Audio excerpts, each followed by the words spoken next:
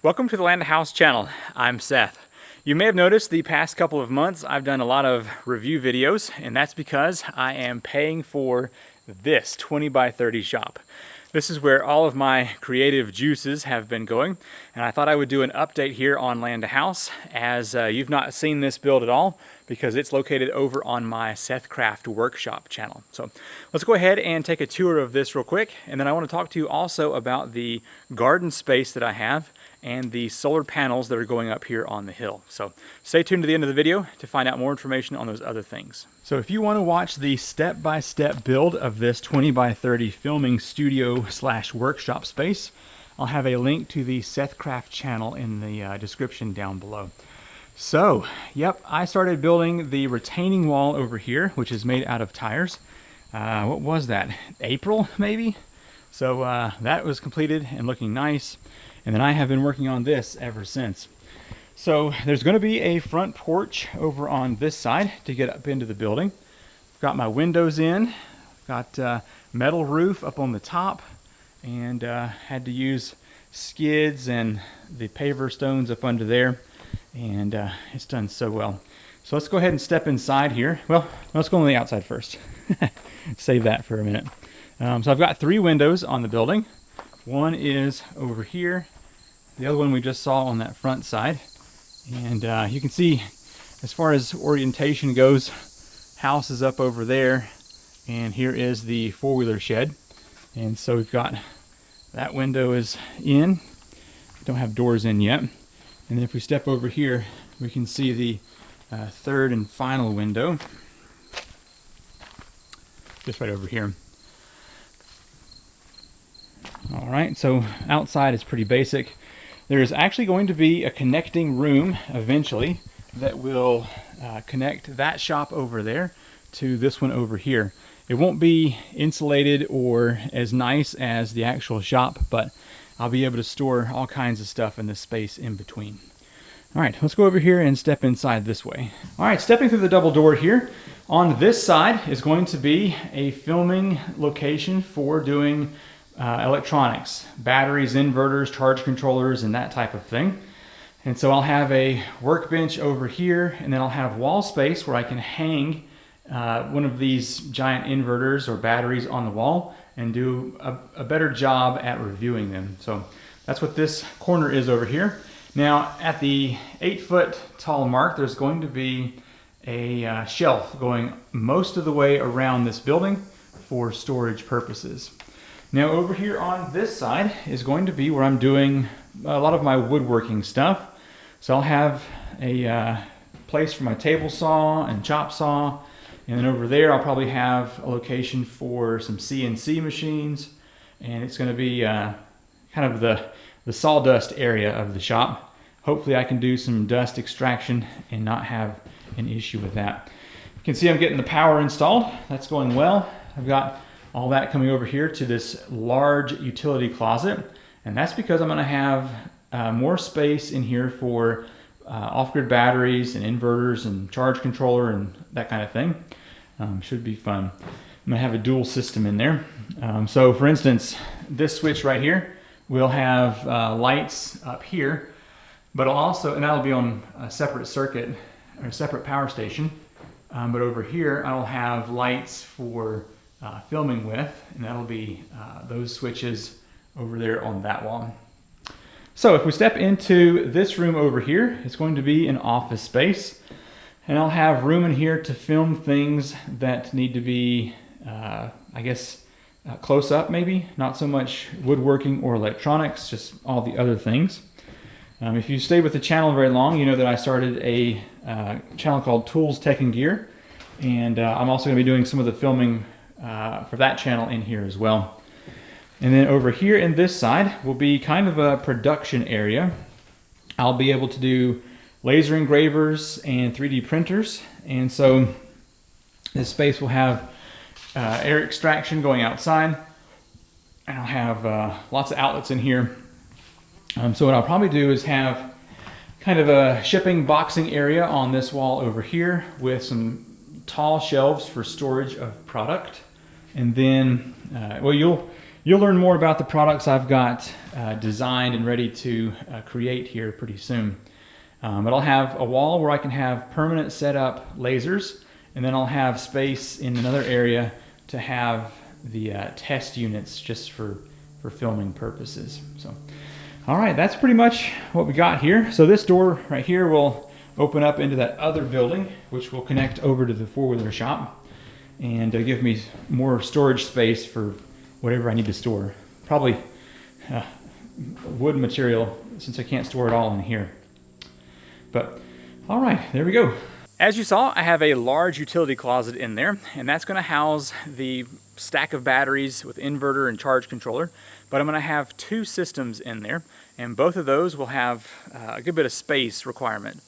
But I also have to run solar power to this building. Now I am going to run grid as well, because I plan on having mini splits in here because it gets hot in the summer, and I also have to keep those batteries from freezing in the wintertime. So a heating cooling system is required. So I'll have grid in there, but I'm going to have probably, to start off with, 2 kilowatts of solar going to the building, and I'm going to add more as need be. So let me show you my plan for installing the solar. So you see this square of grown-up vegetation behind me? That is my garden.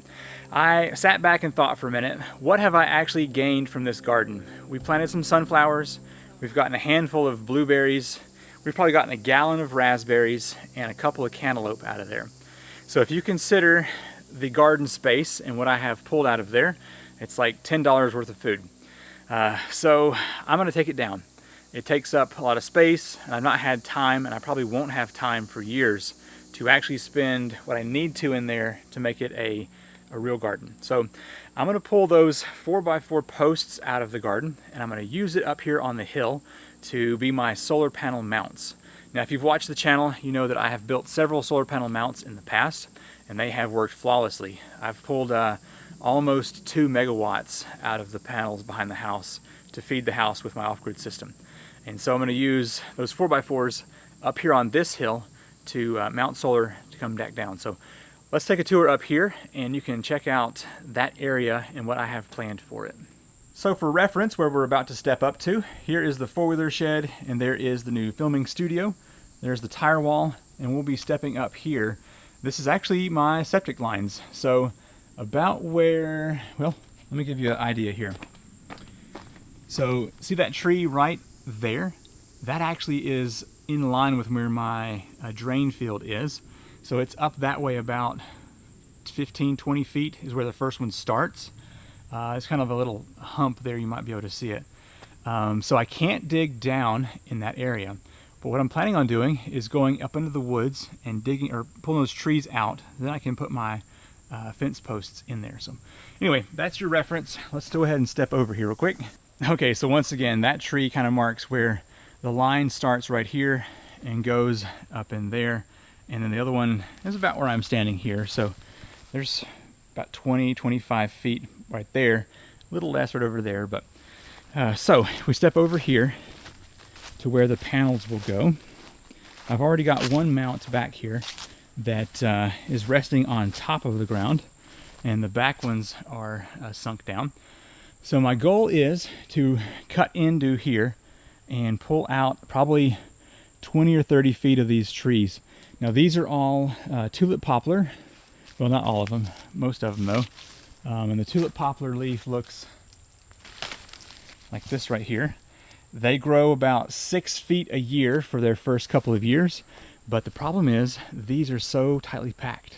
So these trees right in here will never grow big because of how closely packed they are. And so I'm thinking if I start about right here and cut all of these out of here, some of these trees are 10, 12 years old, and they're not any bigger than 4 or 5 inches. So start here, cut back that way, cut over, probably go a little bit behind those right there, and that will be where the new mount is. So probably going to leave that big tree right there, but everything else will go. And I'll still leave enough trees back there that it'll shade the house if need be. I've got 2 kilowatts of solar stacked up right here, ready to go. Now I'm going to have more than just the solar going in to feed the building. I'm going to also have enough solar that I'll have a couple of testing circuits that can be used to showcase 100 watts, 200, 500, maybe even 1,000 watts to this building.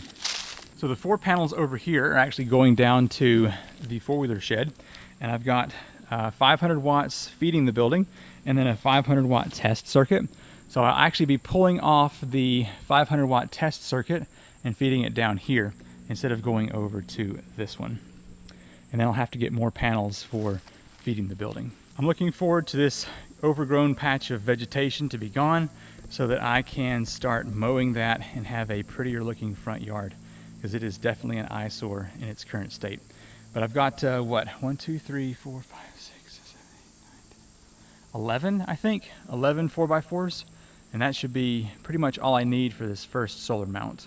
So as you can imagine, it has taken a good bit of time for me to build this place by myself, and so the main Land House channel has kind of been a catch-all for some reviews, which I know some of you don't care much for, but I have been asking a little money for those, and that's helped me to get this place going.